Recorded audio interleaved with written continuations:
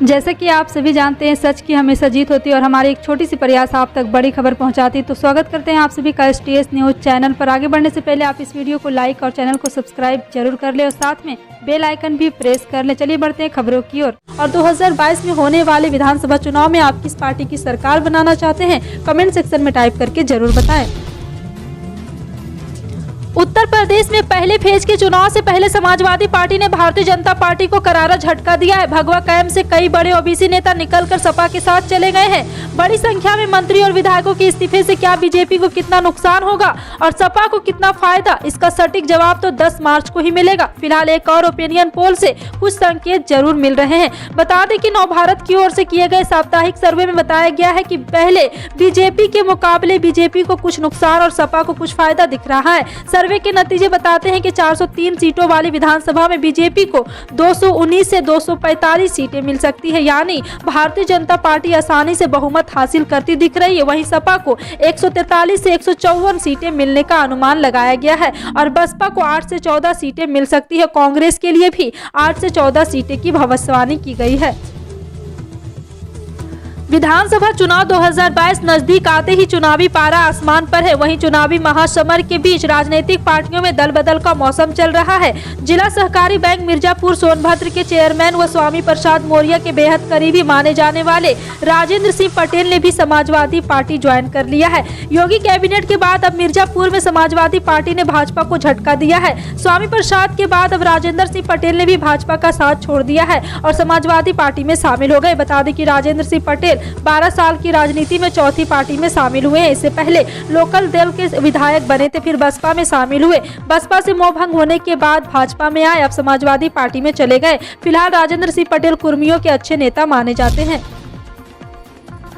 5 राज्यों में विधानसभा चुनाव के लिए प्रत्याशियों के ऐलान शुरू हो गया है। राजनीतिक उठापटक के बीच चुनाव जीतने के लिए राजनीतिक दलों ने पूरी ताकत झोंक दी है और नेताओं के दल बदलने का सिलसिला भी जारी हो गया है। आजाद समाज पार्टी के मुखिया चंद्रशेखर आजाद पर सुहेलदेव भारतीय समाज पार्टी के मुखिया ओम प्रकाश राजभर ने निशाना साधा है। उन्होंने कहा है कि चंद्रशेखर को मंत्री पद, 3 सीट और 1 MLC पद का ऑफर दिया गया था, लेकिन उन्होंने वादा तोड़ दिया है। उत्तर प्रदेश के मुख्यमंत्री योगी आदित्यनाथ को गोरखपुर से चुनाव लड़ाकर भारतीय जनता पार्टी ने एक साथ कई निशाने साध लिए हैं।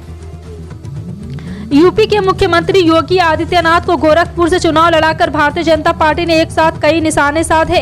गोरखपुर से चुनाव लड़ने पर योगी आदित्यनाथ ने सिर्फ गोरखपुर बल्कि पूर्वांचल के तकरीबन 15 जिलों पर असर डालेंगे। विशेषज्ञों का मानना है कि अयोध्या, मथुरा और काशी के नाम पर भाजपा को जो माइलेज मिलना है वह योगी आदित्यनाथ की इन जगहों से चुनाव न लड़ने पर भी कमजोर नहीं होने वाला, बल्कि वह नाम है जिनके बल पर भोजपुरी और भाजपा दूसरी जगहों पर भी चुनाव जीत लेती है। दिल्ली के मुख्यमंत्री अरविंद केजरीवाल ने आगामी विधानसभा चुनाव के लिए सेंट आंद्रे में घर घर जाकर चुनाव प्रचार किया। इस दौरान उन्होंने कहा है कि हमने घर घर जाकर चुनाव प्रचार किया, हमें जनता समर्थन मिल रहा है और जनता बदलाव चाहती है। जनता कभी भाजपा तो कभी कांग्रेस से थक चुकी है। मुझे खुशी है कि लोगों को आम आदमी पार्टी से उम्मीदें हैं। जनता को एक ईमानदार पार्टी चाहिए। कांग्रेस की राष्ट्रीय महासचिव प्रियंका गांधी लखीमपुर खीरी से कांग्रेस की उम्मीदवार हो सकती है। प्रदेश के राजनीतिक गलियारों समेत लखीमपुर जिले में प्रियंका के चुनाव लड़ने की चर्चा हो रही है। दरअसल लखीमपुर वही जिला है जहां केंद्रीय गृह राज्य मंत्री अजय मिश्रा टेनी की गाड़ी से 4 किसानों की कुचलकर मौत हो गई थी। किसानों की मौत के मामले में केंद्रीय गृह राज्य मंत्री के बेटे को पुलिस ने मुख्य आरोपी बनाते हुए चार्जशीट फाइल कर दी है। पूरे घटनाक्रम पर कांग्रेस ने न सिर्फ लखीमपुर खीरी में बड़ा आंदोलन खड़ा किया, बल्कि उत्तर प्रदेश के चुनावी माहौल का आगाज भी एक तरह से लखीमपुर की जमीन से ही किया है। हालांकि प्रियंका गांधी लखीमपुर खीरी से चुनाव लड़ेंगी या नहीं, इसका अभी कोई आधिकारिक तौर पर ना तो ऐलान हुआ है और ना ही पार्टी की ओर से ऐसा कोई बयान जारी हुआ है। भारतीय सेना दिवस के मौके पर शनिवार को राजस्थान के जैसलमेर में खादी से बना सबसे बड़ा राष्ट्रीय ध्वज तिरंगा भारत पाकिस्तान सीमा पर फहराया गया। यह तिरंगा लोंगले वालों में प्रदर्शित किया जाएगा, जो कि साल 1971 में भारत और पाकिस्तान के बीच ऐतिहासिक युद्ध का मुख्य केंद्र रहा था। बता दें कि आज दुनिया का सबसे बड़ा झंडा जैसलमेर की धरती पर फहराया गया। यह तिरंगा 225 फीट लंबा और 150 फीट चौड़ा है। इसका वजन करीब 1000 किलो के आसपास है। इस झंडे की खास बात यह है कि इसे खादी ग्रामोद्योग ने बनाया है। झंडे को तैयार करने में खादी के 70 कारीगरों को 49 दिन लगे थे। वहीं इस झंडे को बनाने में 4500 मीटर हाथ में काते और हाथ से बुने हुए खादी के सूती ध्वज पट का इस्तेमाल किया गया है, जो कि 33,750 वर्ग फुट के कुल क्षेत्रफल को कवर करता है। हालांकि इस ध्वज में अशोक चक्र का व्यास 30 फीट है। भारतीय जनता पार्टी ने उत्तर प्रदेश विधानसभा चुनाव के लिए अपने उम्मीदवारों का ऐलान कर दिया है। केंद्रीय मंत्री धर्मेंद्र प्रधान ने यूपी चुनाव के पहले और दूसरे चरण के उम्मीदवारों का ऐलान किया है। उत्तर प्रदेश के मुख्यमंत्री योगी आदित्यनाथ को गोरखपुर शहर सीट का उम्मीदवार बनाया गया है। यहाँ छठे चरण में मतदान होगा। वहीं डिप्टी मुख्यमंत्री केशव प्रसाद मौर्य प्रयागराज जिले की सिराथू सीट से चुनाव लड़ेंगे। इस सीट पर 5वें चरण में मतदान होगा। भाजपा ने 107 सीटों के लिए उम्मीदवारों का ऐलान किया है। इनमें से 83 सीटों पर भाजपा के विधायक थे, जिनमें से 63 विधायकों को दोबारा टिकट दिया गया है। 20 नए उम्मीदवारों को पार्टी की ओर से टिकट दिया गया है। वहीं विधानसभा चुनाव वाले राज्यों में बड़ी रैलियों पर रोक 22 जनवरी तक जारी रहेगी। कोरोना के बढ़ते मामलों के बीच चुनाव आयोग ने बड़ा फैसला किया है। आज चुनाव आयोग ने एक और मीटिंग में रैलियों पर रोक को लेकर चर्चा के बाद इस फैसले पर मुहर लगा दी। बैठक में कोरोना के लगातार बढ़ते मामलों और मौजूदा स्थिति को लेकर मंथन चला। इससे पहले चुनाव आयोग ने 5 राज्यों में विधानसभा चुनाव के ऐलान की घोषणा के साथ ही 15 जनवरी तक रैलियों और रोड शो पर रोक लगा दी है। बैठक में शामिल लगभग सभी लोगों ने रैलियों पर लगी रोक को बढ़ाने पर सहमति जताई।